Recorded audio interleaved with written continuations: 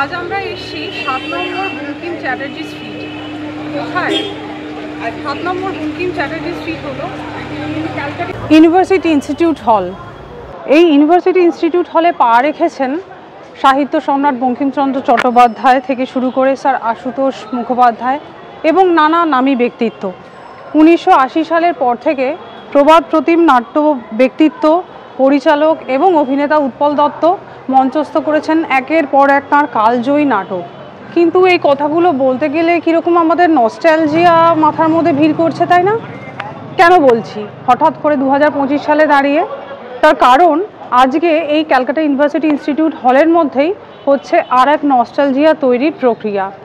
কি বলতে চাইছি, তৈরি হচ্ছে একটি নাটক যে জানলাগুলোর আকাশ ছিল। ইচ্ছামতোর প্রযোজনায় রাহুল অরুণোদয় বন্দ্যোপাধ্যায়, আপনাদের সবার অত্যন্ত পরিচিত এবং প্রিয় অভিনেতা এবং নাট্য ব্যক্তিত্ব, তার লেখা যে জানলাগুলোর আকাশ ছিল তার উপর মঞ্চস্থ হতে চলেছে এই নাটকটি সৌরভ পালোধির পরিচালনায়। আর আমাদের সাথে সাথে আপনারাও চলে আসুন, দেখি কি হচ্ছে। আমরা যাচ্ছি আমাদের প্রেক্ষাগৃহের দিকে, যেখানে ফোর্থ ওয়াল প্রথমবারের জন্য ইচ্ছেমতো প্রযোজিত এই নাটক যে জানলাগুলোর আকাশ ছিল প্রথম যে আমাদের প্রিভিউ শো, সেটার দেখার সৌভাগ্য আমাদের দিয়েছেন ইচ্ছামতো নাট্যগোষ্ঠী। যে জানলাগুলোর আকাশ ছিল এই টিমের পক্ষ থেকে রাহুল অরুণোদয় বন্দ্যোপাধ্যায়, তুর্না দাস এবং সৌরভ পালোধি ফোর্থ ওয়ালকে আমন্ত্রণ জানিয়েছেন প্রিভিউ শো এর জন্য। সেখানেই আজকে আমরা এসেছি। চলুন আপনাদের আস্তে আস্তে নিয়ে যাই। প্রথমেই সৌরভ, তোমাকে ফোর্থ ওয়ালে স্বাগত জানাই। প্রথমে তোমাকে সাধুবাদ দেব যে আমি যেহেতু নিজে 90s কিড বলে যে ব্যাপারটা আছে, সেই 90s কিড, সেই একটা নস্টালজিয়া, সেই ছোটোবেলার একটা স্লাইস, আমাদের স্লাইস অফ লাইফের স্লাইস একটা ফিরিয়ে দেওয়া মঞ্চে দীর্ঘ 2.5 ঘন্টা ধরে আমরা যেটা দেখলাম, খুব সুন্দরভাবে সময়টা কেটে গেল। কিন্তু আসলে তো এই 2.5 ঘন্টার পরে গিয়ে আমরা আর এটা পাবো না, এরপরেই আবার আমরা একটা অন্য রকমের বাস্তবে ঢুকে যাই। এই যে একটা সমাজ, একটা নাটক এমন সময় তুমি বানাবে যেটা নাটকের মুহূর্তটা ছাড়া বাকি সময়টা সত্যিই সেই নাটকের যে ফ্রেমগুলো আর এক্সিস্ট করে না, আমরা খুব দৃঢ়ভাবে জানি। সেই সময় এরকম একটা নাটক বানানোটা কতটা দুঃখের। মানে এটা যখন তুমি বানাচ্ছ তখন তো তুমিও জানো যে আমার সমাজ, আমার পরিস্থিতি নয়, এবং এটা কি একটা আশার আলো তুমি কোথাও থেকে দেখো যে এটা যেটা বানাচ্ছ আবার আমরা ওই সময়টা ফিরে পাবো, সেই জায়গা থেকে বানানো একটা নাটক। হ্যাঁ, মানে খুব করে তো চাই। মানে আমরা যখন ছোটবেলায় একসঙ্গে 10 বন্ধু হতাম, ছেলে মেয়ে নির্বিশেষে, তখন আমাদের কাছে তো মোবাইল ফোন ছিল না। তো এখন 10 জন বসলে 8 জন ফোন ঘাটে, তো একে অপরের সঙ্গে কথা বলাই হয় না। তো এই যখন দেখি এই সেক্টর 5 থেকে সবাই চাকরি করে ফেলে এই টাটা ফোর্সের সেই বড় বড় গাড়িগুলোতে সবাই দেখি ফোন কানে, হেডফোন, কেউ কারোর সঙ্গে কথা বলছে না, মানে সে বেঁচে থাকাটা নেই। তো মানুষ হিসেবে চাইবো মানে আমরা যেন ওটা পেয়েছি। ওই যে লোডশেডিং হলে আমাদের জীবনে জ্বলে উঠতো আলো, লাইনটা লেখার সময় যে সত্যি মানে মানে কি আলো যে জ্বলে উঠতো লোডশেডিং হলে, যে ওই অন্ধকারেই হয়তো 2 ওভারের একটা ম্যাচ হয়ে যাবে, বা একটু একটা লুকোচুরি খেলা হয়ে যাবে ছেলে মেয়ে নির্বিশেষে, বা কান ফিস খেলা হয়ে যাবে, নানান রকম জিনিসপত্র যেগুলো এখন একদম এক্সিস্ট করে না। মানে আমি তার মানে লোডশেডিংয়ের ভালো দিকের রচনা বলছি না, কিন্তু এই মুহূর্তগুলো বলছি যে একটা পাড়ায় কাকিমাদের একটা গ্রুপ, কাকুদের একটা গ্রুপ তোড়জোড় করছে, হয়তো পুজোর প্ল্যান করছে নিজে, ছেলেমেয়েরা তাদের মতন করে খেলছে, এবং যা ধর্ম নির্বিশেষে সবাই এক জায়গায় মিলেমিশে আছে। কেউ আমরা আইডেন্টিফাই করতাম না আগে সময়টায় যে ও কোন ধর্মের, ও কি খায়, ওর গায়ের রং কি, মানে কিছু না, কিছু আইডেন্টিফাই করতাম। আর এখন বারবার আইডেন্টিফাই করতে হচ্ছে, বা আমাদেরকে করাচ্ছে যে তুমি আইডেন্টিফাই করো, তোমার পাশের লোকটা হিন্দু, তোমার ওই পাশের লোকটা মুসলমান। মানে এই যে আমাদের হেঁটে গেছি পুরোটা। আমি মানে আমরা বোধহয় প্রত্যেকেই সুস্থ নাগরিক হিসেবে চাইবো আমাদের সেই সময়গুলো যে নিপাট বন্ধুত্ব, স্বার্থ ছাড়া বন্ধুত্ব, সেগুলো আবার নিশ্চয়ই ফিরে আসবে। মানে বেল বটম প্যান্টও তো হারিয়ে গেছিলো, সেটাও তো স্টাইল হয়ে ফেরত এসেছে, নিশ্চয়ই এগুলোও ফেরত আসবে। মানে কারণ এইগুলো ক্লান্ত হবেই লোকজন, যে সারাদিন আমার অ্যান্ড্রয়েড ফোন, ফেসবুক, ইনস্টাগ্রাম, টুইটারের দুনিয়া, এক্স হ্যান্ডেল, এইটার থেকে এটা থাকবে না বলছি না, সব নতুনকে আমাকে অ্যাডাপ্ট করে নিতে হবে, কিন্তু আত্মিক যোগটা, মানবিক যোগটা থেকে গেলে তো আনন্দই পাবে, খুবই আনন্দ। আমরা নাটকটা দেখলাম, এবার 90-এর কলকাতা শুনলে আপনার কোন বিষয়টা মাথায় প্রশ্ন আসে? 90-এর কলকাতা বললে সবার আগে আমার মাথায় আসে কমিউনিটি লিভিং। মানে সকালবেলা আমি হয়তো বেরিয়েছি আমার স্কুলে যাওয়ার সময়কার বানরুটিটা কিনতে, কিন্তু আরেকটা কাকুরও লেট হয়ে যাচ্ছে বলে কাকিমা উপর থেকেই বলে দিল তুই কাকুর পাউরুটি এনে দে। আমরা যে কে কার কাজ করতাম, কার বাড়িতে শরীর খারাপ হলে যে কোন 20 জন আসতো, কার বাড়িতে মৃত্যু হলে যে 50 জন আসতো, আমাদের কোনো হিসেব ছিল না। এবং বিশেষত পাড়া ফিলিংটা 90-এ খুব বেশি ছিল। 90 দশকে বড় হওয়ার যে প্রভাবটা আপনি বললেন, আর আপনার নাটকটা যেটা, যে জানলাগুলোর আকার, আমার নাটক না, আমার গল্প, আপনার গল্পে যে জানলাগুলোর আকার ছিল, এর মধ্যে রাহুল ব্যানার্জির পাড়া চর্চাটা কি মানে জানলা দিয়ে দেখতে পাচ্ছি? অনেকটা অনেকটা, যেহেতু আমার লেখা বুবানের মধ্যে আমি আছি, কারণ বুবানের একটা ওই কলোনিতে থেকেও অভিনেতা হওয়ার একটা স্বপ্ন, যেটা আমার সাথে খুব মেলে। এবং তাতিনের মধ্যে আমি আছি, টুবাইয়ের মধ্যে তো আছি, সোমার মধ্যেও আমি আছি, প্রত্যেকটা চরিত্রে আমি আছি, এবং এই চরিত্রগুলোর সব বিজয়গড় থেকেই পাওয়া আমার। এই জানলাগুলো আকাশ ছিল, এই ভাবনাটা, গল্পটা লেখার ভাবনাটা আপনার যদি একটু বলেন, কীভাবে আপনি মানে ভাবলেন? আমি অত ভাবিনি, আমাকে আনন্দবাজার 2টো ক্রোড়পত্র লেখার দায়িত্ব দিয়েছিল। সেই 2টো ক্রোড়পত্র আমি নিজের মনে লিখেছিলাম, একটা ছিল দোল নিয়ে, আরেকটা ছিল মোমবাতি নিয়ে। সেটা নিয়ে লিখেছিলাম। সৌরভের মাথাটা খারাপ, ও এটা নিয়ে নাটক বানিয়ে দিয়েছে, কি করে বানালো সেটা ওই জানে। আর রাহুল যখন এটি লিখেছে, রাহুল তো যেটা নিজেও বললো, এবং আমরা বুঝতেও পারছি বারবার বিজয়গড়ের কথা উল্লেখ করেছে, ওর ওখানে লেখাটার মধ্যে যেমন খুব বিজয়গড় রয়েছে, কলোনির কথা যেমন রয়েছে। তুমি যখন এটা প্রথম পড়ো, মানে যখন তুমি মনে করো যে এটা নিয়ে তুমি নাটক করতে চাও, সেইখানে নিশ্চিতভাবেই তোমাকেও লেখাটা একইভাবে ছুঁয়ে গেছিলো। শুধু তোমার কোন পয়েন্ট থেকে মনে হয়েছিল যে এটা আমি নাটক করব? এটা তো একটা কল থাকে, মানে রাহুলদার লেখাটা যখন পড়ি, সেটা তো 2টো গল্পের মতো ছোট, মানে সেটা থেকে একটা 2.5 ঘন্টার নাটক তো ছিল না ওটা, তো সেটা নাট্যরূপ আমি এবং আমার সঙ্গে সন্দীপ দাদি, দেবীর প্রসাদ, যারা নাট্যরূপটা দিয়েছে আর কি, একসঙ্গে আমার রিলেট করার জায়গা হচ্ছে আমি কলোনিতে বড় হয়েছি, কিন্তু আমি বড় হয়েছি কোয়ার্টার। কোয়ার্টারের জীবন আর কলোনির জীবনের মধ্যে খুব একটা পার্থক্য নেই। মানে একদম কোয়ার্টার মানে ওই সত্যি লোডশেডিংয়ে জ্বলে উঠতো আলো, এবং ওই যে পাড়া খেলা, আমরা শুধুমাত্র বোধহয় নিজের ঘরটাতে খেতে আসতাম আর ঘুমোতে আসতাম, বাকি সময়টা কার বাড়ি কখন থেকে যাচ্ছি তার কোনো যাত্রা নেই, কোনো হিসেব নিকেশ নেই, কিচ্ছু নেই। এবং একসঙ্গে সবাই ওই মানে হয়তো পুজোয় সবাই অঞ্জলি দিচ্ছে, তো সেইটাতে ফুলটা কার মাথায় ছোড়া হবে সেইটা নিয়ে আলোচনা, বা তখনের যে স্কুল জীবনের যে প্রেমগুলো বা ভালো লাগাগুলো, সেটা মানে তো তার সঙ্গে ঘুরতে যাওয়া তখন ছিল না, এত কিছু ভাবাই যেত না তখন। শুধুমাত্র যদি একটু পুজোর সময় তাকিয়ে দিত, গোটা বছরটা কাটিয়ে দেওয়া যেত আর কি। বা ভাসানে যদি একবার হাত ধরে নিচে ফেলা যায়, এর থেকে আনন্দের তো আর কিছু হয় না। সেই মুহূর্তগুলো তো আমারও কমন, রাহুলদারও কমন, আমাদের সবার কমন, সবার আছে।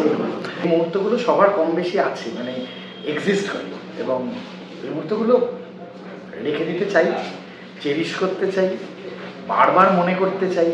এবং আমি যেমন এই নাটকটা যখন তৈরি হচ্ছে, আমি আমার সব পুরোনো বন্ধুদের সঙ্গে যোগাযোগ করছিলাম, যাদের সঙ্গে যোগাযোগ আছে, যাদের সঙ্গে নেই, যে সবাই যেন মানে সবাই যখন থিয়েটার দেখে, আমি তো দীর্ঘদিন আমরা থিয়েটার করছি, কিন্তু সবাই যে থিয়েটার দেখে বা সবাই এটি ছড়িয়ে গেছে, ছিটকে গেছে নানান দিকে, হয়তো তারা অনেকজন আছে তারা আমার কোনো নাটকই দেখে বা জানে যে কথা বলে বলে বাবা সৌরভ দত্ত খুব বড় ব্যাপার, এই মানে আদৌ যে আমাদের ফিল্ডে যারা আমরা আছি জানি যেগুলো কোনো বড় ব্যাপার নয়।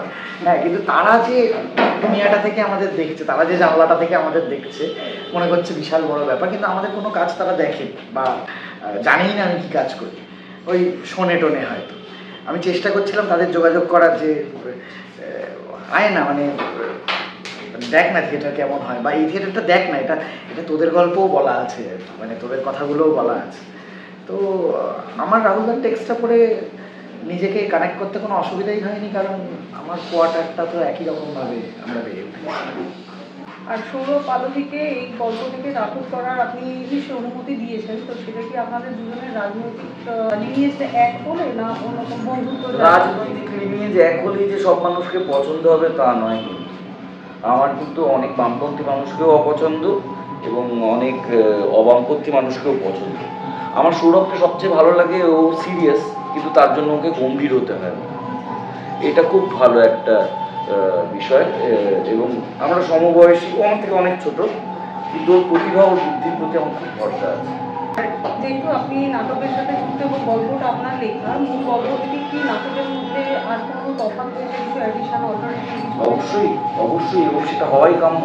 আমি তো লিখেছিলাম একটা গদ্য, এটা হয়ে গেছে এখন নাটক, এবং সেটার মিডিয়াম ভেদ হয়েছে, তার পুরো বিষয়টা বদলে গেছে। গদ্যের অনেক সুবিধা, আমি যদি লিখি এখন গ্রামের পর গ্রাম চলে গেল একটা লাইন, এটা এখন শুট বা নাটকে করতে তো গ্রামের পর গ্রাম চলিয়া গেল, তুমি করবে। তো নাটক বিষয়টাই আলাদা, সেটা পরিবর্তন হয়েছে এবং যা হয়েছে আমার গদ্যর থেকে ভালো হয়েছে। যারা আমরা 90-এর দশকে বেড়ে উঠেছি তাদের কাছে তো এটা অনেক বেশি রিলেটেবল, কিন্তু একটা নাটক তো সমসময়ে যারা তাদের কাছে রিলেটেবল করে তোলার একটা ব্যাপার থাকে। তো এইটায় যখন মানে তোমরা যখন এটা অভিনয় করেছো, তোমাদের নিজেদের মধ্যে কেমিস্ট্রিটা কীভাবে বিল্ড আপ করেছিলে? যেহেতু বন্ধুত্ব, ওই সময়ের যে বন্ধুত্বটা একদম অন্যরকম হতো আজকের থেকে, কেমিস্ট্রিটা বিল্ড আপ করবার জন্য কীরকম সময় দিয়েছো বা তোমরা নিজেদের মধ্যে কীভাবে তৈরি করেছিলে? কেমিস্ট্রি বলতে যদি বলা যায় যে প্রথমত হচ্ছে যে আমি রাহুলদার সাথে আগে একটি কাজ করেছি, সেখানে রাহুলদার সঙ্গে কাজ করতে গিয়ে রাহুলদার সাথে অনেকটা সময় কাটানোর সুযোগে আগে থেকে রাহুলদার সঙ্গে একটা বন্ডিং তৈরি হয়ে গিয়েছিল আমার। কৃষ্ণেন্দু আমাদের ইচ্ছে মতো দলেরই একজন অন্যতম সদস্য। কৃষ্ণেন্দুর সঙ্গে অনেকগুলো কাজ করা হয়ে গেল, অন্য মাধ্যমেও কাজ করা হয়েছে। ও আমারই মানে একটু বয়সে ছোট, কিন্তু আমরা একই কমরেড বলা যেতে পারে। আর রইল তুর্নাদির ক্ষেত্রে বলতে পারি যে আমার থিয়েটারে আমি পা রাখিনি তখন আমি তুর্নাদির অভিনয় দেখেছি, তো আমি তো ফ্যান তুর্নাদি। এই নাটকটা করার পেছনে বা রাজি হওয়ার পেছনে অন্যতম কারণ তুর্নাদির সঙ্গে মঞ্চে অভিনয় করবো সেটা, এবং কাকতালীয়ভাবে এই নাটকে তুর্নাদির যে চরিত্র, সে আমার থেকে বয়সে 4 বছরের বড়। তুর্নাদিও আমার থেকে মানে বাস্তব জীবনে 3-4 বছরের বড়। ফলত যে রিলেশনটা রয়েছে, যে সম্পর্কটা রয়েছে, সেটা ওই অটোমেটিক্যালি আমার ব্যক্তিগত জীবনের সঙ্গে তুর্নাদির কাজের প্রতি সম্মানের জায়গা থেকে, ভালোবাসার জায়গা থেকে ওরা এমনি আমার তরফ থেকে এসে গেছে। ওরা আলাদাভাবে কিছু কঠিনভাবে বা কিছু লড়াই করে বিল্ড করতে হয়নি। আমার ক্ষেত্রেও অনেকটা সেই রকমই। বুদ্ধ যেই শিক্ষা প্রতিষ্ঠানে পড়াশোনা করেছে, আমিও সেই শিক্ষা প্রতিষ্ঠানে পড়াশোনা করেছি। ফলে এবং তারপরে বুদ্ধ যেভাবে যেভাবে থিয়েটারকে নিয়ে বেঁচেছে, শিখেছে, আমারও জার্নিটা অনেকটা একই রকম। ফলে আমরা একই জায়গায়, একই জগতে দীর্ঘদিন ধরে চলাফেরা করতে থেকেছি। বারবার ওর কাজ আমি দেখেছি, আমার কাজ ও দেখেছে। ফলে বুদ্ধর সঙ্গে কেমিস্ট্রি বিল্ড আপ করার জন্য আলাদা করে খুব এফোর্ট দিতে হয়নি। কৃষ্ণেন্দু আমার নিজের ভাইও বলা যায়। ফলে কৃষ্ণেন্দুর সঙ্গে দীর্ঘদিনে প্রায় 10-12 বছরের কাজের অভিজ্ঞতা। কৃষ্ণেন্দুর সঙ্গে ব্যক্তিগত সম্পর্কটাও এই নাটকে যেরকমভাবে একটা খুনসুটির সম্পর্ক, আদরের সম্পর্ক, ঝগড়ার সম্পর্ক, অভিমানের সম্পর্ক, কথা না বলার সম্পর্ক, সেই সবটা যেন আমাদের ব্যক্তিগত জায়গাতেও অনেকটা মিলে যায়। রাহুলদার সঙ্গে একটা কেমিস্ট্রি বিল্ড আপ করতে হয়েছে, কারণ রাহুলদার সঙ্গে কাজ করার অভিজ্ঞতা আমার এই প্রথম, বা রাহুলদার ধরনের কাজের সঙ্গে আমার কাজের ধরন বা জগৎটা খানিকটা দূরে ছিল। কিন্তু এটাই তো রিহার্সাল, এটাই তো থিয়েটারের চর্চা, যে দীর্ঘদিন কাজ করতে করতে কোথাও একটা কেমিস্ট্রি তৈরি হয়ে যায়।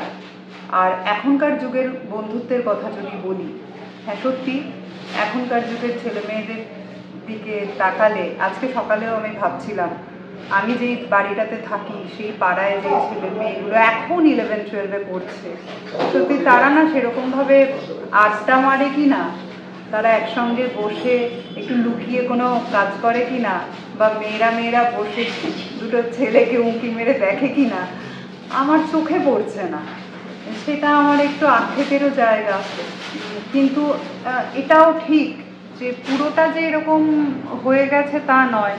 আমাদের ছোটবেলার সঙ্গে কি একেবারে বিচ্ছিন্ন হয়ে গেছে এখনকার শৈশব বা কৈশোর বা যৌবন? হয়তো নয়, হয়তো আমরা একটু বেশি বড় হয়ে গেছি, তাই এখনকার যুগের ছেলেমেয়েরা ঠিক কেমনভাবে বন্ধুত্বকে যাপন করে সেটা ঠিক দেখে উঠতে পারছি না। আমি আশা করছি আমার মেয়ে যখন এইরকম একটু 11-12 এবং কলেজে যখন ঢুকবে তখন আমি একটু নাক গুলিয়ে গুলিয়ে দেখবো যে কেমন করে ওরা এখনকার বন্ধুত্বকে যাপন করে। সেটা তো থাকবে কিছু না কিছু ভাবে। আপনার চরিত্রটা একটা কোনোভাবে ছোটদের এবং বড়দের মাঝখানে একটা সেতু বন্ধনের কাজ করছে।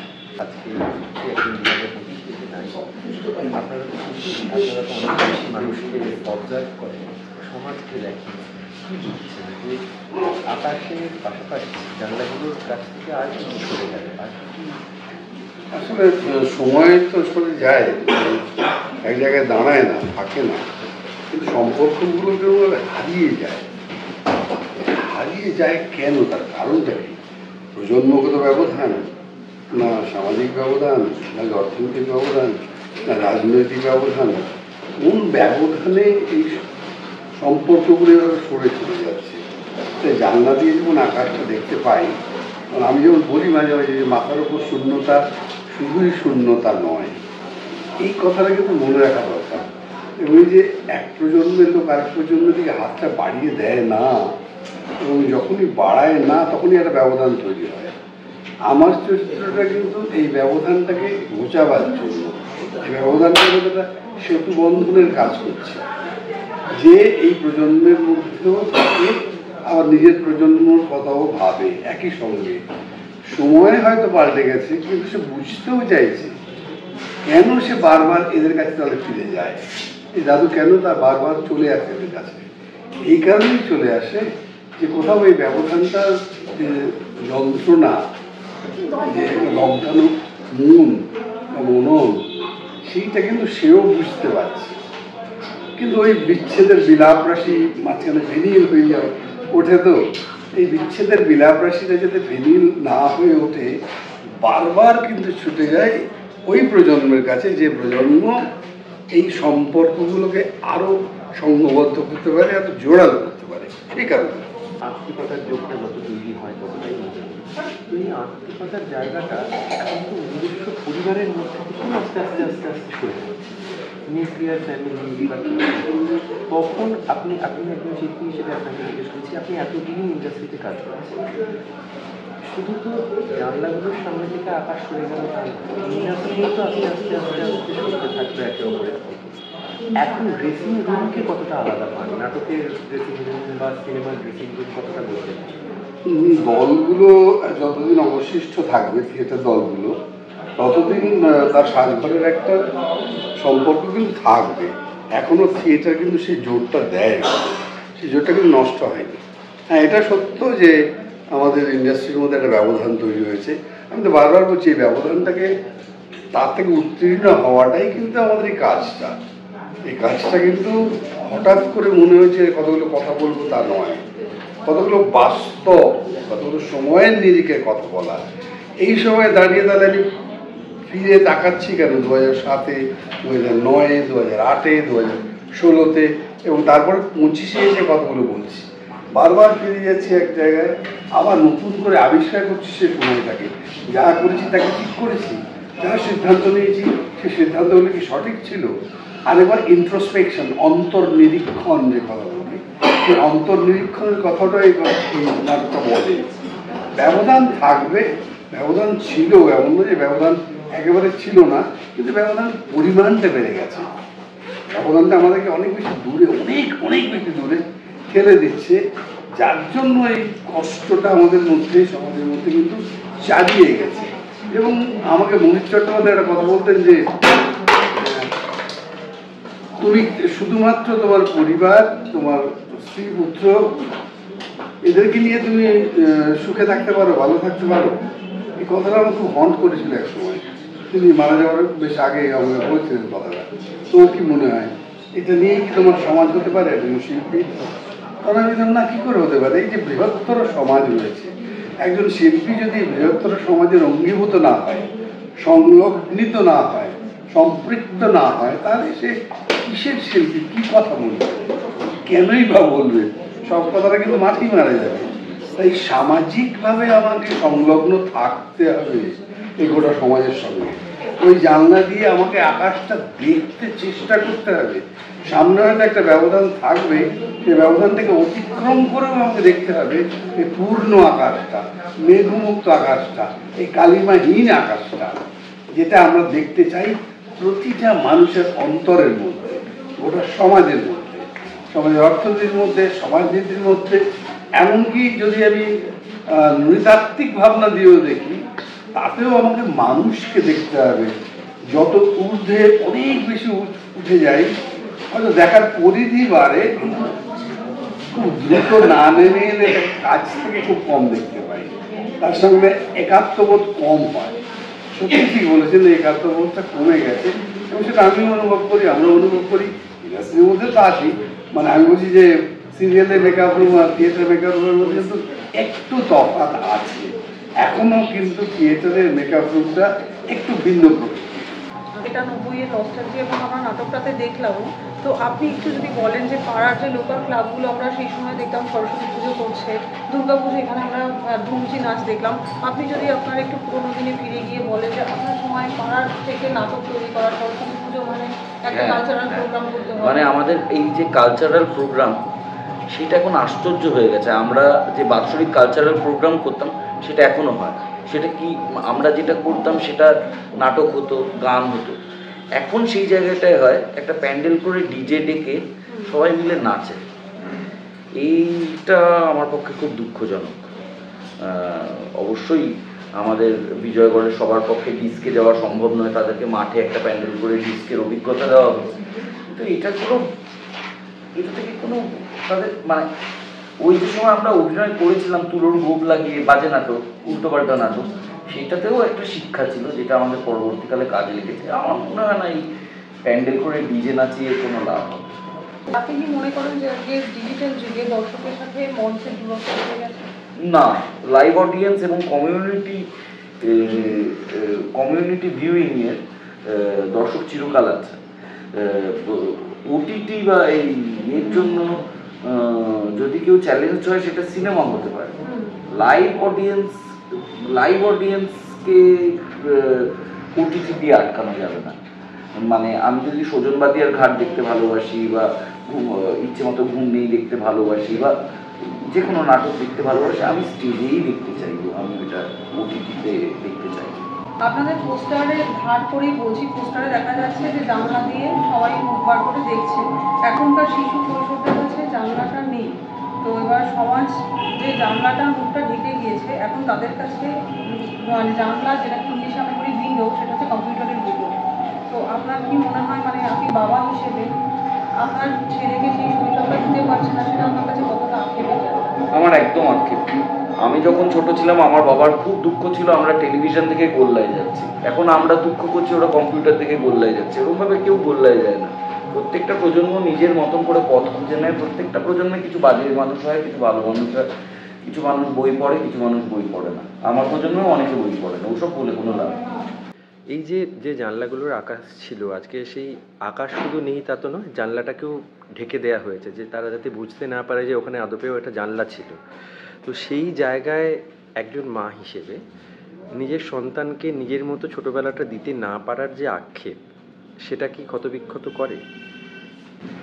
আমার একটা কথা সবসময় মনে হয় যে সমস্ত যুগেরই তো কতগুলো বৈশিষ্ট্য আছে, এই যুগেরও বেশ কিছু বৈশিষ্ট্য আছে যেটা হয়তো আমাদের কাছে আক্ষেপ বলে বলছি, বা আমাদের ওই পুরনো দিনগুলোকে মিস করার যে অভ্যস্ততা, সেই জায়গা থেকে হয়তো কোথাও কোথাও বারবার মনে হয় পুরনো দিন ভালো ছিল, এখন বোধহয় কিছুই ভালো নেই, এরকম মনে হয়।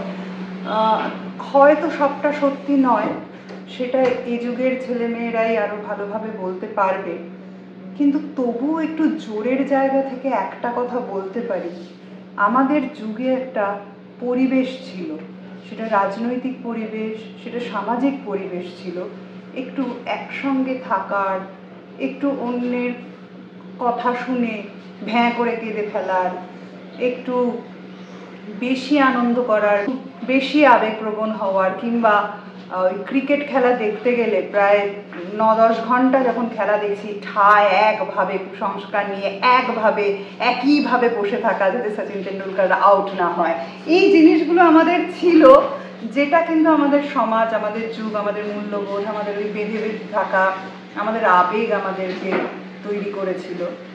হয়তো এখনকার যুগেও আছে নাকি? আছে হয়তো আছে। এই নাটকে আমরা মাঝে মাঝে দেখতাম শাহরুখ খানের খুব প্রভাব চলে আসছে। 90 এর কালচারাল রেলিভেন্স তুমি শাহরুখ খানের মতন পপুলিস্ট একজন নাম ছাড়া তুমি ভেবে পাবে না। আপনাদের দুজনের মতো মিল রয়েছে, আপনার থিয়েটার থেকে ওঠা আর শাহরুখ খানের ব্যারিজন।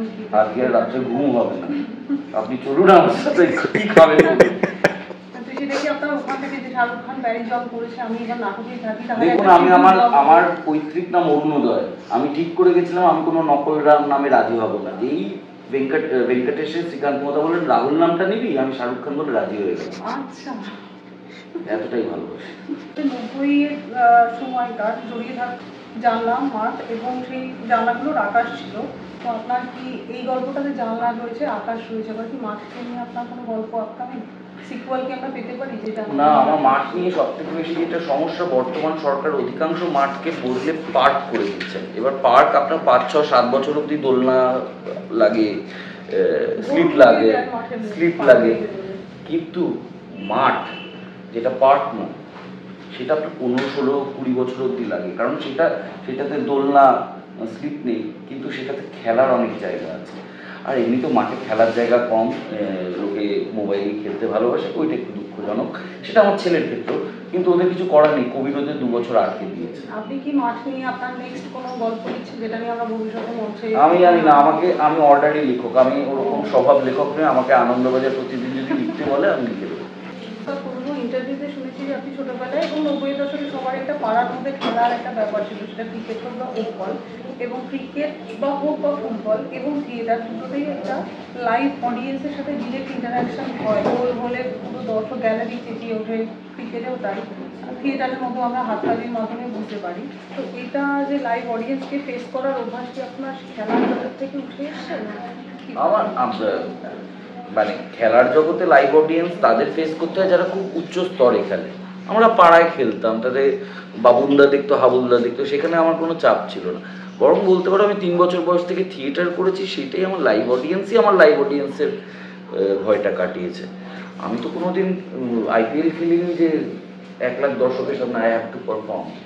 3 বছর বয়স থেকে আপনি নাটকের জগতের সাথে আপনার পরিচিতি হয়েছে, তো সেই সময়কার কোন থিয়েটার বা নাট্য ব্যক্তিত্ব আপনাকে অনেক ধরে প্রভাব আপনার উপরে ফেলেছে? দুজন, একজন আমার বাবা, যার দলে এবং যার শেখানোর পথে আমি এত বছর ধরে হাঁটছি, এবং বাবা যার ছাত্র ছিলেন, তাকে আমি সামনে থেকে দেখার সুযোগ পাইনি। তিনি 77-এ মারা যান, আমি 83-তে জন্মেছি, তো 6 বছর পরে জন্মেছি। কিন্তু তার প্রভাব আমার গোটা পরিবারের, আমার বাবা, আমার মা, আমি, আমার দাদার উপর বিশাল। তিনি হচ্ছেন বিজন ভট্টাচার্য, এবং যেহেতু আমার বাবা বিজন ভট্টাচার্য মারা যাওয়ার পর নবারুণের অ্যাসিস্ট্যান্ট ছিলেন, নবারুণের নাটকের দলে।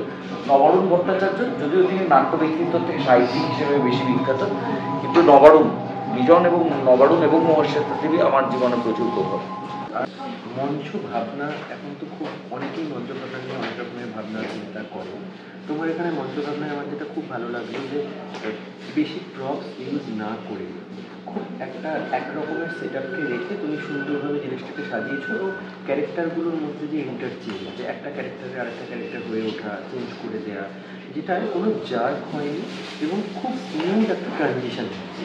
তুমি কি এইটা একদম এখনকার যে সিনেমা ফিনাসি মানুষজনের জায়গা থেকে কি ভাবনাটাকে তুমি ভেবেছিলে ট্রানজিশনের এই কোনো জায়গাটা না দেয় না সেরকমভাবে এটা তুমি মঞ্চ ভাবনাটা নিয়ে দিতে পারো? জানি না, মানে প্রতিটা নাটকই বানানোর সময় আমরা যখন যৌথভাবে সবাই মিলে, কারণ এটা তো একদমই আমার একার কাজ নয়, আমার মঞ্চ ভাবনা বললে কথাটা মিথ্যে বলা হবে, এটা আমরা একটা বড় টিম কাজ করেছি। মানে সেটা একটা মঞ্চের রং তৈরি করা, কস্টিউম প্যালেট তৈরি করা, একটা বিশাল আমাদের দলের একটা টিম কাজ করেছে। এটা তারা হয়তো প্রাথমিকভাবে আমি বলতে পারি হয়তো আমার লেখার পরে আমার একটা ভাবনা ছিল অবশ্যই, কিন্তু সেই ভাবনাটা সবাই দেখতে পেয়েছে এবং সেটা এক্সিকিউট করা। প্রতিটা নাটকের ক্ষেত্রেই চেষ্টা করা হয় এই নাটকের টেক্সট অনুপাতে একটা ডিজাইন তৈরি করব। ডিজাইন তৈরি করব বলে ডিজাইন করা নয়, নাটকটাকে যাতে হেল্প করা যায়। মানে আমি কত ভালো ডিজাইন করতে পারি আমার সেইটাতে একটু অ্যালার্জি আছে, মানে সেটা প্রচুর থিয়েটার দেখি বলেও হয়তো সেই অ্যালার্জি গ্রো করেছে যে দেখো আমি কত বড় ডিজাইনার হয়েছি বলে নাটকটাই আর রইল না। আমি ডিজাইন দেখে বাড়ি চলে এলাম, তার মন নিয়ে কথা বললাম না, অভিনয় নিয়ে কথা বললাম না, বা এই যে আত্মিক লেনদেন হলো তাই নিয়ে কথা বললাম না, কী ভালো ডিজাইন হয়েছে, কোনো কিছু যেন ওভার পাওয়ার না করে। তো আমার এটা মনে হয়েছিল আমরা সবসময় চেষ্টা করেছি এটা যেন কোনো দৃশ্য 1 দৃশ্য 2 হিসেবে না রেখে হয়তো 2-3টে দৃশ্য যেন মনে হয় পুরো নাটক থেকে, যেন সুন্দর একটা সিনের সঙ্গে আমরা আরেকটা সিন মার্চ করে বেরিয়ে যেতে পারি, এবং তাতে যতটা সিম্পলিসিটি রাখা যায় এবং ট্রানজিশনগুলোতেও যেন আমাদের ফেলে আসা দিনগুলো খানিকটা খানিকটা করে রেখে দেওয়া যায়। তো সেইটুকুই ভাবনা চিন্তা কাজ করেছিল। তার থেকে এক রকমের ডিজাইন তৈরি হয়েছে, ভালো মন্দ তো আমি জানি না, আমার যেটা মনে হয়েছে আর কি এরকমটা করলে বোধহয় ভালো হতে পারে বা মানুষের কাছে সরল হতে পারে, যে বেশি মগজমারি করতে হবে না মানুষকে, সরলভাবে মানুষ তাদের নিজেদের গল্পটা নিয়ে বাড়ি চলে যাবে, মানে এইটুকু আমার চাহিদা।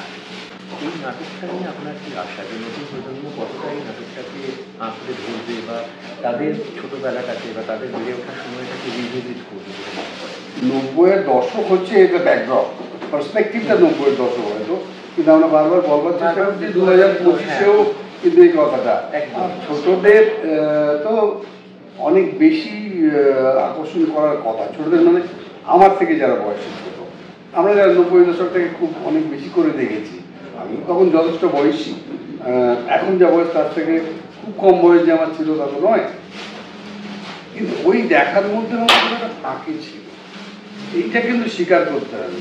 এই সত্যটা স্বীকার না করলে এই আগামী প্রজন্মের কাছে কিন্তু এই নাটকটা পৌঁছবে না।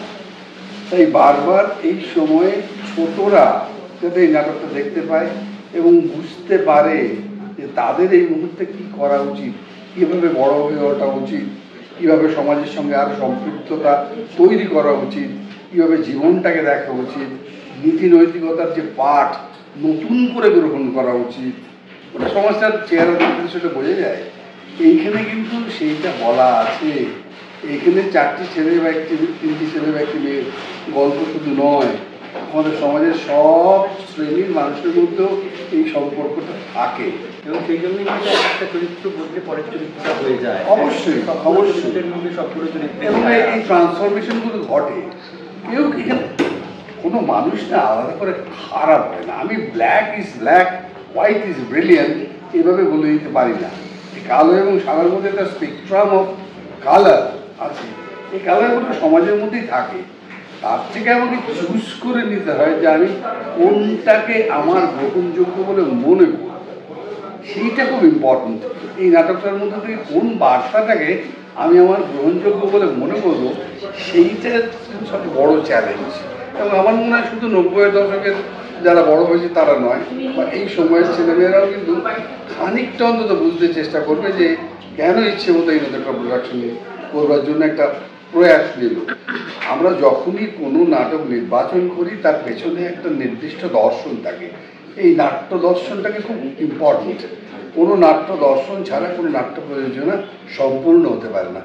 এই নাট্য প্রযোজনার পেছনে এমন একটা নাট্য দর্শন কাজ করেছে সৌরভের এবং ইচ্ছে মতো, যার সঙ্গে আমি এই বয়সে ওদের সঙ্গে যুক্ত হয়ে গেছি এবং অনেক তরতাজা ছেলে আমার সঙ্গে যারা কাজ করছে তারা বয়সে আমার থেকে অনেক ছোট, কিন্তু আমি অনায়াসে তাদের সঙ্গে কিন্তু এই জার্নিটার সঙ্গে যুক্ত হয়ে গেছি।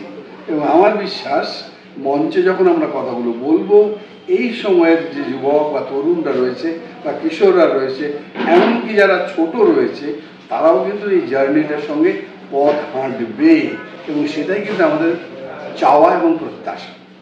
এই যে জানলাগুলোর আকাশ ছিল নাটকটা আমরা দেখলাম যে একটা সরকারি দল, যেটা ক্ষমতায় রয়েছে যে দল, রাজনৈতিক দলের, তাকে কিছুটা পরিমাণে হলেও তার খারাপ দিকটা নিয়ে একজন প্রতিবাদ করছেন, আর আপনার চরিত্রতে দেখা যাচ্ছে যে আপনি যে কিন্তু আমরা কোনো জাজমেন্টে আসছি না, আমরা কিন্তু কোনো জাজমেন্টেও আসছি না। এবং আমরা তাপিন্দু যে তৃণমূলের সাপোর্টার, সে যে অত্যন্ত পোঁছা মানুষ সেটাও কিন্তু বলছি না। সে কিন্তু আমাদের বাকি তিনজনের মতনই ভালো মানুষ, তার পথটা আলাদা। আর হ্যাঁ, কিছু নাম নিয়েছি, কিছু ব্যক্তিত্বর নাম নিয়েছি, রাজনৈতিক ব্যক্তিত্ব সরাসরি নাম নিয়েছি। এমনিতেও টিভির ক্লিপিংস আছে, এমনিতেও সৌরভকে কেউ হল দেয় না, এমনিতেও দেবে না, যে কটা হল দেবে তাকে দেবে। কণ্ঠরোধ হলে ভালো মাইক্রোফোন নিয়ে নেবো, ওসব নিয়ে ভাবি না। ওসব নিয়ে ভাবলে তো শুধু রাম মন্দির নিয়েই সিনেমা করতে হবে, আর শিক্ষকদের কত কত ভালো করছেন ওনারা, সেসব নিয়ে সিনেমা নাটক বানাতে হবে। সেটা তো সম্ভব নয়। যেটা সত্যি সেটা নিয়ে নাটক করছি আমরা, তাতে কয়েকজনের নাম আসলে আসবে। আমি সবাইকে একটাই রিকোয়েস্ট করব, এই নাটকটা আপনারা দেখতে আসুন এই কারণে। প্রথমত বাংলা নাটক তো আমাদের দেখা কাজ, মানে আমরা যারা বাঙালি তাদের একটা বাংলা থিয়েটার দেখা কাজ, এবং বাংলা থিয়েটারের দর্শক প্রচুর বেড়েছে। আমি সবসময় এটা সব জায়গায় বলি, আমাদের কাঁদুনি গাওয়ার কোনো জায়গাই নেই যে বাংলা থিয়েটার হারিয়ে গেছে, বাংলা থিয়েটারে লোক হয় না। কখনোই ওই তুল্যমূল্য বিচার করলে চলবে না সিনেমার বা টেলিভিশনের তুলনায়, কারণ বাংলা থিয়েটার কম লোক হয়, মাইনরিটি আর্ট, কিন্তু রিচ আর্ট। অনেক অনেক মানুষ বেড়েছে বাংলা থিয়েটারে আগের তুলনায়। আমি জানি প্রচুর মানুষ থিয়েটার দেখেন। আমি রিকোয়েস্ট করবো আমাদের যারা থিয়েটার দেখেন বা আমাদের থিয়েটার যারা দেখেন না, উভয়কেই আপনাদের ফোর্থ ওয়ালের মাধ্যমে যে আপনারা প্রত্যেকে আসুন, কারণ এটা আমরা একটি নাটক করছি, আপনারা দেখবেন সেটা নয়, এটা আপনাদের সবার গল্প।